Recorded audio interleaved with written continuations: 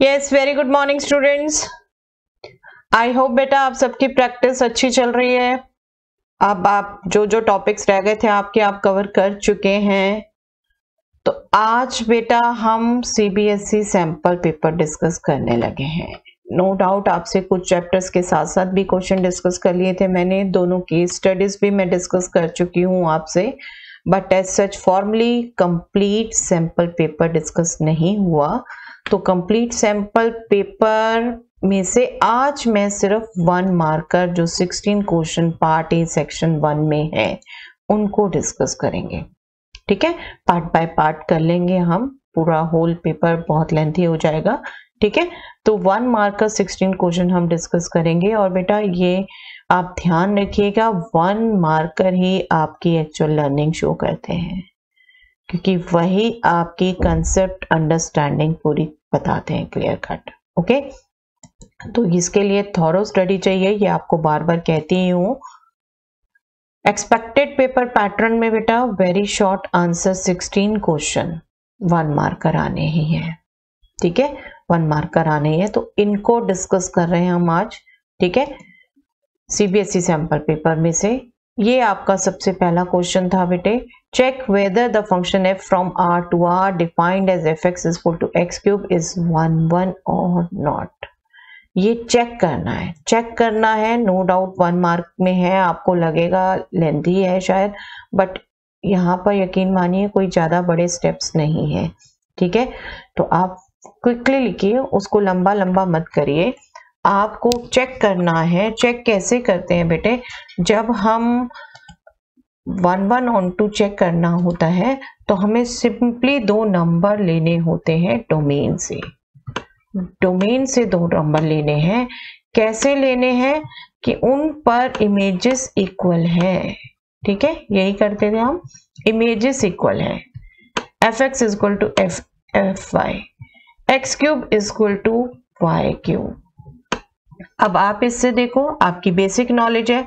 देखो बेटे, जब x square is equal to y square होता है और यहाँ हम रियल नंबर्स में डील कर रहे हैं तो एक्स दोनों आएगा प्लस माइनस वाई, बट जब x cube is equal to y cube होता है तब दोनों नहीं आएगा, तब x is equal to y आएगा। क्यों क्यों सोच सकते हैं, बता सकते हैं? क्योंकि नेगेटिव का क्यूब नेगेटिव ही आना है, पॉजिटिव का क्यूब पॉजिटिव आना है। जबकि स्क्वायर की जब बात करते हैं तो नेगेटिव पॉजिटिव दोनों का स्क्वायर पॉजिटिव आता है, इसलिए इससे आपका ये रिजल्ट आता है यहां से directly x equal to y. ठीक है, तो इसने आपको रिजल्ट दे दिया ultimately x equal to y. Reasoning देने की जरूरत नहीं है, that is in your mind, उसको मत देने लगी, ये 1 मार्कर है। That means f is 1 simple, minimum step लिखिए जो नीड है। ठीक है, रीजनिंग देने की जरूरत नहीं है, ये नीड है, ये तो आप लिखेंगे। आप देख रहे हैं 1 मार्क्स में फिर इतना भी आपसे एक्सपेक्टेड है, बट मिनिमम लिखिए। Okay, I hope it is clear. चलिए नेक्स्ट देखते हैं। यस, इसी के ऑप्शन में है बेटे, how many reflexive relations are possible in a set A whose n A is equal to 3। ये बेटा डायरेक्ट नॉलेज बेस्ड क्वेश्चन है। नो डाउट बुक में एज सच रिफ्लेक्सिव सिमेट्रिक का नहीं, आपके यही थोड़ा थोड़ा सा कहती हूँ कि कुछ जहां बुक से एक्स्ट्रा नीडेड है आपको, और मैंने डिस्कस किया है बेटा, बिल्कुल जिसने वीडियो नहीं देखी अभी तक वो देख ले। अगर n A equal to n है तो 2 power n square minus n इतने रिफ्लेक्सिव रिलेशन होते हैं। I am not going into detail again, आप वो वीडियो देख लीजिए, रिलेशन फंक्शन की प्लेलिस्ट में वो वीडियो है बेटा, वो वीडियो देख लीजिए। इनफैक्ट 1 on 2 फंक्शन वो भी सारा डिटेल डिस्कस किया हुआ है। तो यहाँ पर आप जब number of reflexive functions relations निकालेंगे तो दैट विल बी, यहाँ पर n है 3 reflexive relation, that will be 2 power n square, that means 3 square minus n itself, that means 2 power 6। 2 power 6 चाहे तो आप कैलकुलेट कर दीजिए, सिंपल नंबर है। ठीक है, 64 रिफ्लेक्सिव रिलेशन पॉसिबल है जब n ए 3 हो। ओके, तो ये डायरेक्ट नॉलेज बेस्ड क्वेश्चन है बेटा, उसको देख लीजिए, यहाँ पर आपको बता दिया मैंने, पूरी डिटेल वहां पर है, पूरी डिटेल देख लीजिए। Yes, a relation R in S with element 1, 2, 3 is defined as R is equal to 1, 1, 1, 2, 2, 2, 3, 3. Which elements of relation R be removed to make R an equivalence relation? ऐसे बहुत से क्वेश्चन आपको मैं क्विज की practice में दे चुकी हूँ बेटे। क्विज की प्रैक्टिस जिन्होंने भी कंप्लीट की है आई थिंक क्विकली बता सकते हैं कौन सा रिमूव होना है। 1/2 देखो, रिफ्लेक्सिव के लिए 1, 2, 3 में कर रहे हो, 1, 1, 2, 2, 3, 3 तो मस्ट है। आगे देखो रिमेनिंग 1, 2 है, और अगर ये इक्विवेलेंस होना है तो सिमेट्रिक होना, रिफ्लेक्सिव के बाद 1, 2 है तो 2, 1 भी होना चाहिए, वो नहीं है। ठीक है, तो सिंपल इतना ही सोच के आप सिर्फ 1 मार्कर है, आप एलिमेंट लिख सकते हैं। 1, 2 is to remove. Okay, language मत लिखिए, इतनी डिटेल लिखने की जरूरत नहीं है, सिंपल आंसर लिखिए, आंसर पे मार्क्स मिलने आपको 1 मार्क में। यही आपके पेपर करने की टेक्टिक्स और आपकी बेसिक कंसेप्चुअल नॉलेज यही काम आती है बेटे। लेंथी मत करिए 1 मार्क्स को बिल्कुल। चलिए next, a relation R in the set of real number R defined as this is a function or not? Yes, function no doubt beginning आप करते हैं बेटा 11th में, बट आपको याद दिलाऊं तो फंक्शन किसको कहते हैं? If every element of first set, यहाँ तो R पे ही है तो that means every element of R has a unique image in R। ये R अगर आपका फर्स्ट सेट है, सेकंड सेट भी R ही है, तो यहाँ के हर एलिमेंट के लिए इमेज होनी चाहिए, यूनिक इमेज होनी चाहिए, कोई भी यहाँ छूटा नहीं होना चाहिए। ठीक है, यही फंक्शन की सिंपल डेफिनेशन थी। अब यहाँ देखो बेटा, यहाँ डेफिनेशन क्या है R की? Square root A is equal to B, और रियल नंबर्स में हम बात कर रहे हैं बेटा, तो क्या square root of negative number real है बेटे? क्या square root of negative number real है? नहीं ना, नहीं। तो आप क्लियर कट कंसेप्चुअल रीजनिंग लिखिए, ये जस्टिफाई भी करने को कहा है। 4x belonging to -∞ to 0 open interval, 0 पे तो आप कर सकते हो, 0 पे तो 0 आ जाएगी, 0 के लेफ्ट जैसे ही नेगेटिव स्टार्ट हो गया उनके लिए स्क्वायर रूट आपका रियल नंबर नहीं है। 4x belonging to this root of x is not real, या आप सिंबल में लिखिए इसे क्विकली।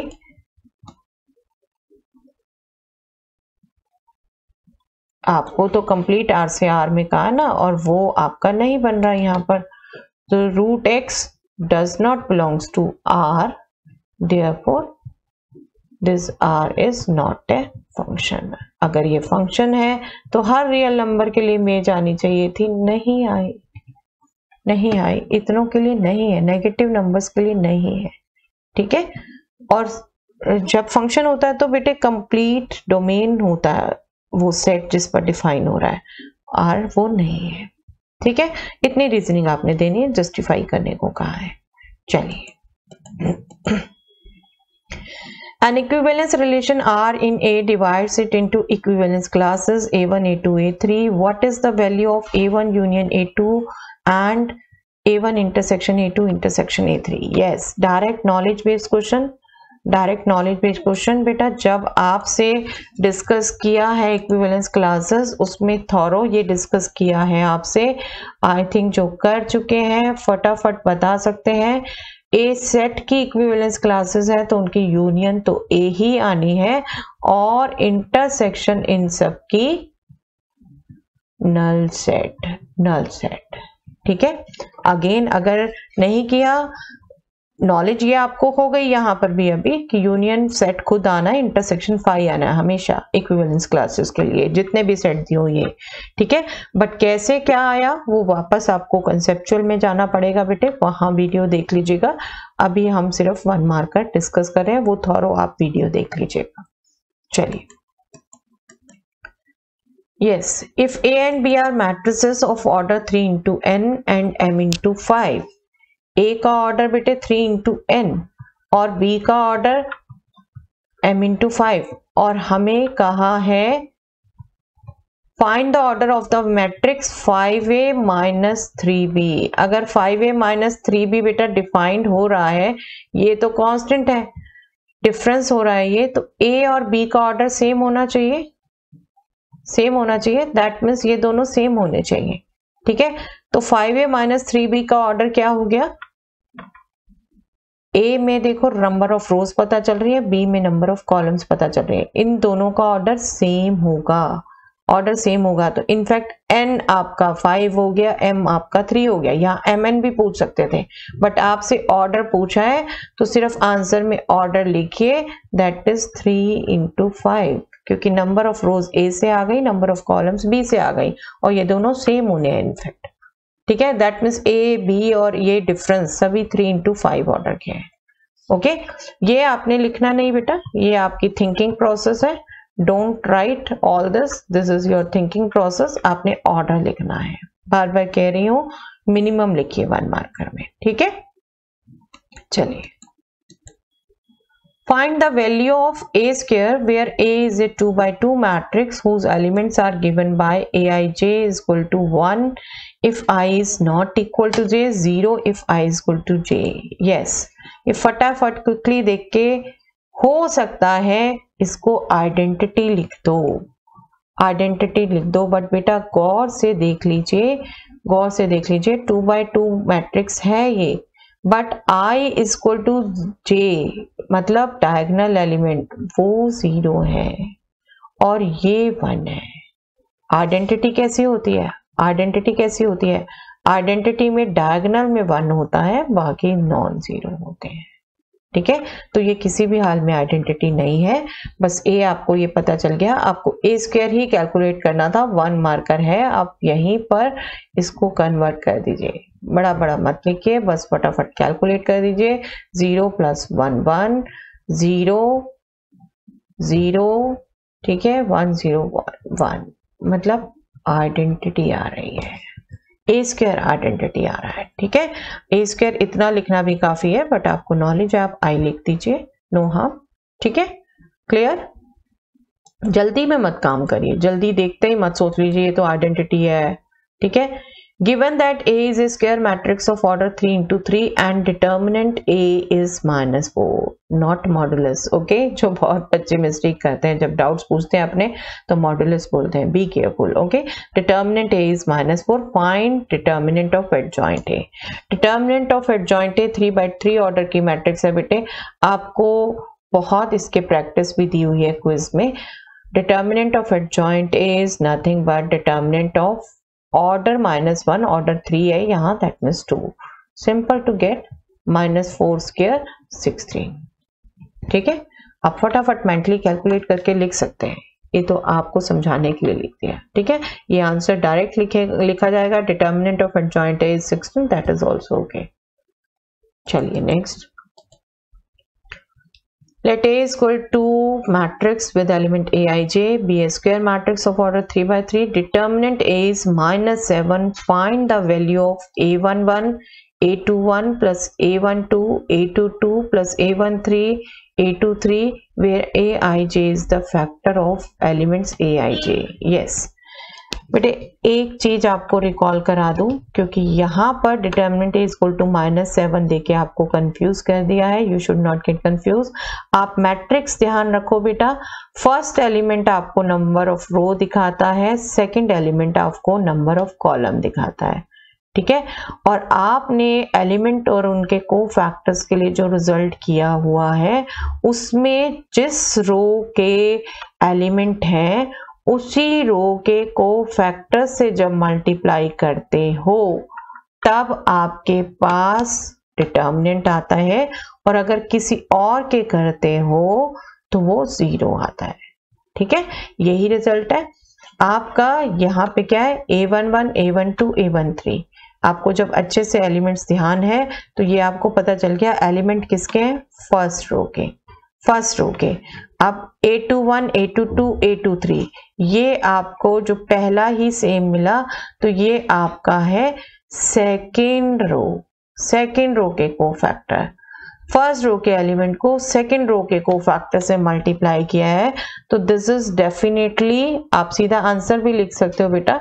अभी मैं एक्सप्रेशन लिख रही हूं एक बार, और इतना लिख दो तो दैट्स गुड, आप इतना टाइम रखो तो दैट्स गुड। एक्सप्रेशन ये कैलकुलेट कर रहे हैं, this will be first row के एलिमेंट है बेटे और सेकंड रो के कोफैक्टर। क्या आने वाला है? 0 0। अगर फर्स्ट रो के एलिमेंट और फर्स्ट रो के ही कोफैक्टर होते तब -7 आता।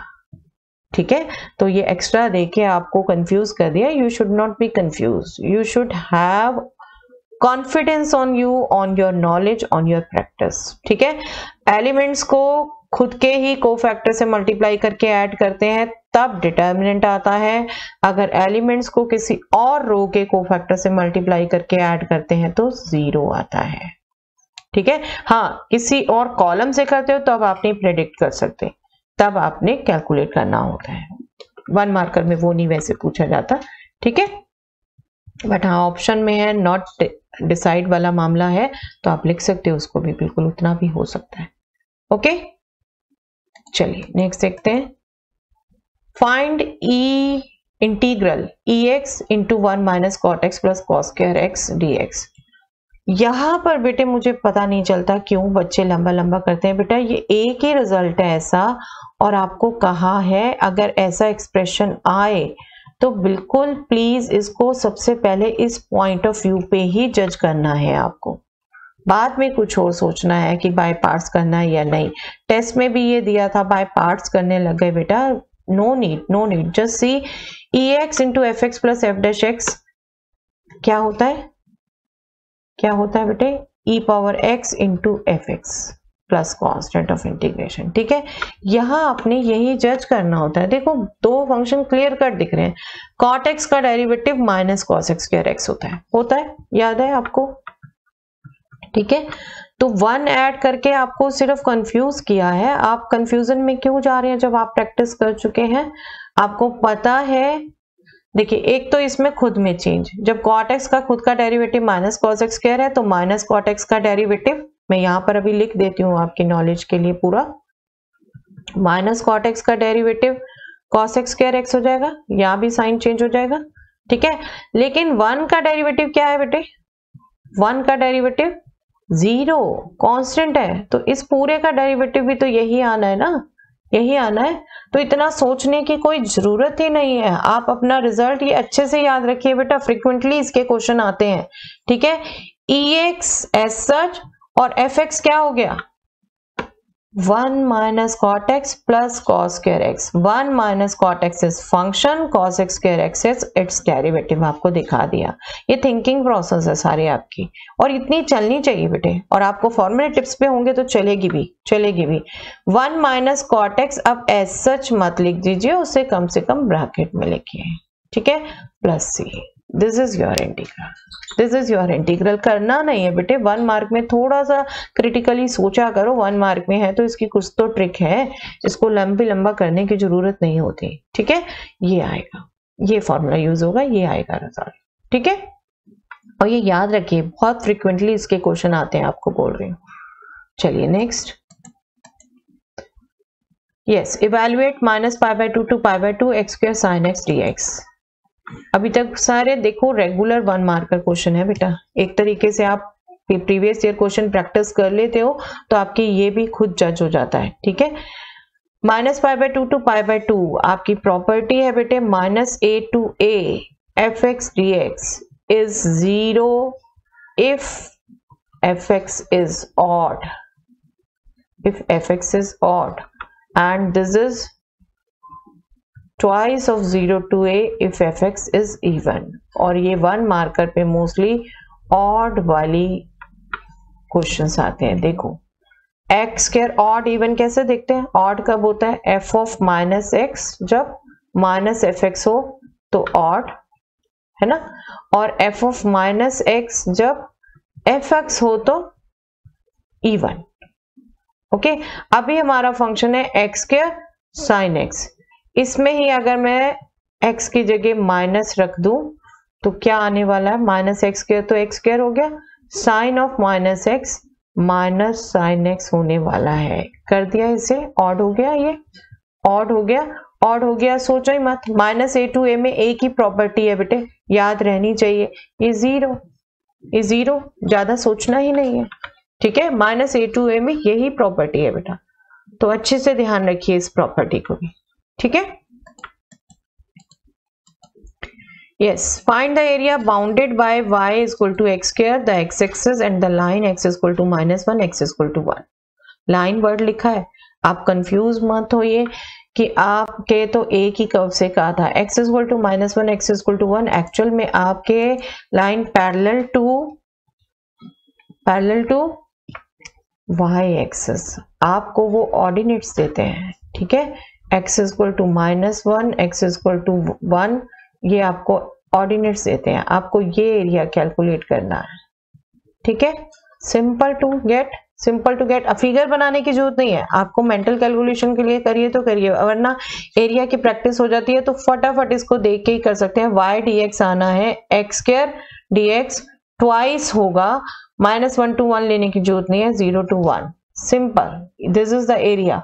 फटाफट इसको कैलकुलेट करिए।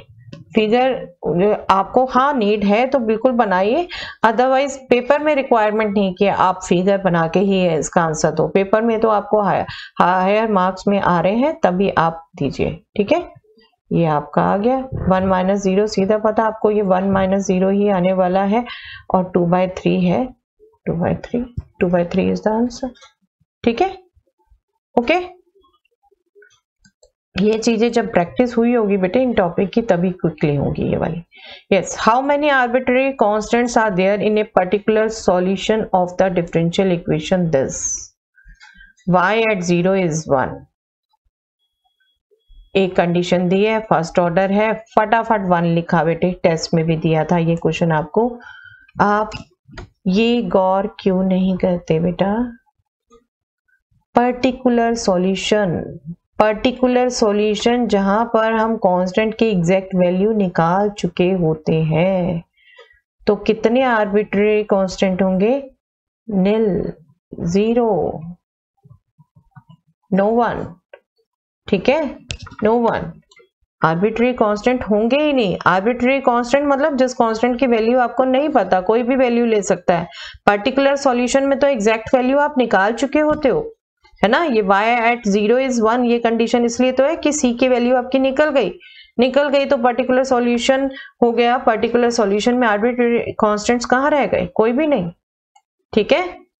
बी केयरफुल, ये मिस्टेक्स नहीं होनी चाहिए बेटा, नॉलेज बेस्ड क्वेश्चंस हैं ये, आपके बिल्कुल फटाफट होने चाहिए। Yes, For what value of n is the following a homogeneous differential equation? Yes, homogeneous differential equation होती है बेटे, आपको प्रैक्टिस कराते हुए भी कहा था कि एक्सप्रेशन की डिग्री सेम आती है, क्योंकि हम 0 डिग्री वाले होमोजीनियस फंक्शन डील कर रहे हैं। देखो x³ - y power n, x² y plus xy², नीचे डिग्री 3, न्यूमैरेटर में भी इस एक्सप्रेशन की डिग्री 3, तो आपको फटाफट पता चलना चाहिए n is 3। रीजनिंग तो देने की जरूरत ही नहीं है, आपके माइंड में है वो, 1 मार्कर में रीजनिंग देने की जरूरत नहीं है, ठीक है। बस ये आपको पता होना चाहिए कि डिग्री सेम आने वाली है एक्सप्रेशंस की।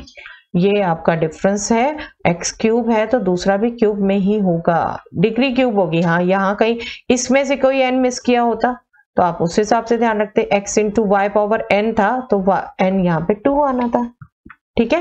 तो आपने ध्यान रखना है डिग्री सेम आती है। चलिए, find a unit vector in the direction opposite to this. Yes बेटा, इसके लिए टेस्ट में भी ऐसा क्वेश्चन दिया था, नो डाउट बेटा। यूनिट वेक्टर और किसी वेक्टर के अपोजिट डायरेक्शन या किसी डायरेक्शन में निकालने के लिए हमने यूनिट वेक्टर निकालना होता है, बट यहाँ तो नीड ही नहीं है, यहाँ नीड ही नहीं है। देखो ये वेक्टर क्या है, जे वेक्टर हमारा किस वेक्टर के लॉन्ग यूनिट वेक्टर होता है, y एक्सिस के लॉन्ग, ठीक है। ये वेक्टर तो दिया हुआ है -j के लॉन्ग, तो -j के अपोजिट में j वेक्टर ही तो होगा, यूनिट वेक्टर j वेक्टर ही होगा। ये तो आपकी अंडरस्टैंडिंग है, आप इसको कैलकुलेट क्यों करेंगे, इसके लॉन्ग पहले यूनिट वेक्टर वो निकालोगे -j, फिर करोगे कैलकुलेशन करके, नो नीड। ये आपकी अंडरस्टैंडिंग है, समझ आना चाहिए आपको। i के पार्ट दिए ही नहीं, सिर्फ j पार्ट दिया है, दैट मीन्स, और नेगेटिव साइड है, दैट मीन्स y डैश की तरफ है ये, तो आपका y डायरेक्शन की तरफ आपका अपोजिट होगा और that will B j vector itself, unit vector. ठीक है, ज्यादा सोचने की जरूरत ही नहीं है, आपकी अंडरस्टैंडिंग चाहिए। ठीक है, कैलकुलेशन नहीं है कुछ भी यहाँ पर। कैलकुलेशन तब होती है जब i j के तीनों दिए होते हैं, तब आपको उसके किसी डायरेक्शन में या अपोजिट में पूछा है तब आप कैलकुलेशन करते हो। यहाँ तो सिर्फ y के डायरेक्शन में है, नेगेटिव y में, तो आपका पॉजिटिव y की तरफ होगा। ओके, तो ये अंडरस्टैंडिंग रखिए। Yes, find the area of the triangle whose two sides are represented by the vectors 2i and -3j। यहां भी ध्यान रखना है बेटे, एरिया आपको फॉर्मूला पता है, डायरेक्ट ट्राइंगल है half into a cross b, formula पता है, बट इसको डिटर्मिनेंट में करने की नीड नहीं है, नहीं है डिटर्मिनेंट में करने की नीड। देखो आपको ये भी जो वेक्टर दे रखे हैं, सिर्फ i में एक वेक्टर, j में दूसरा वेक्टर है, i क्रॉस j आपको पता है बेटा, दैट इज k, तो no need to go for determinant. 2 into 3 6 minus 6 i cross j is k। ठीक है, नंबर एज सच ही मल्टीप्लाई हो जाएंगे, क्रॉस सिर्फ वेक्टर्स पे ही तो लगता है, i क्रॉस j आपका k होता है।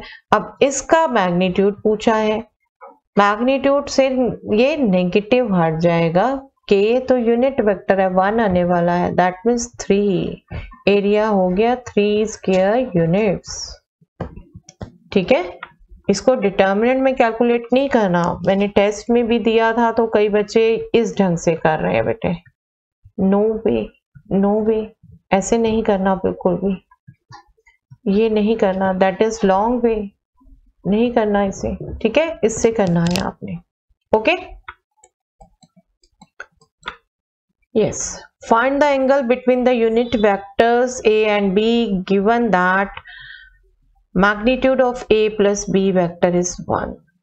Magnitude of a plus b vector is 1। अब यहाँ पर एंगल कैलकुलेट करना है बेटे, और एंगल के लिए हमने 2 रिजल्ट्स किए हुए हैं, और ज्यादातर हम cos थीटा यूज करते हैं, a dot b divided by magnitude a into magnitude b, right, ये यूज करते हैं हम ज्यादातर। कहीं कंडीशन होती है साइन में ही दे रखा था तो साइन यूज करते हैं, तो यहाँ तो cos कहीं से पता नहीं चल रहा, वेक्टर भी इटसेल्फ नहीं पता चल रहा, तो यहाँ पर थोड़ा सा आपने दिमाग चलाना है बेटे। जो आपको बोला है वेक्टर्स हैं, उनमें आपकी algebraic identities as such use होती हैं, और आपको बताया हुआ बेटे vector a square magnitude a square is nothing vector a dot vector a।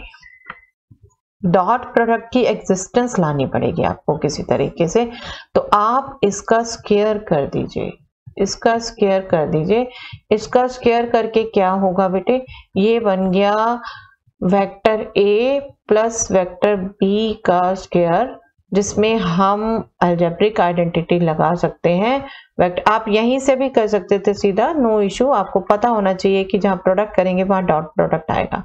Magnitude a square plus 2 vector a dot vector b plus magnitude b square.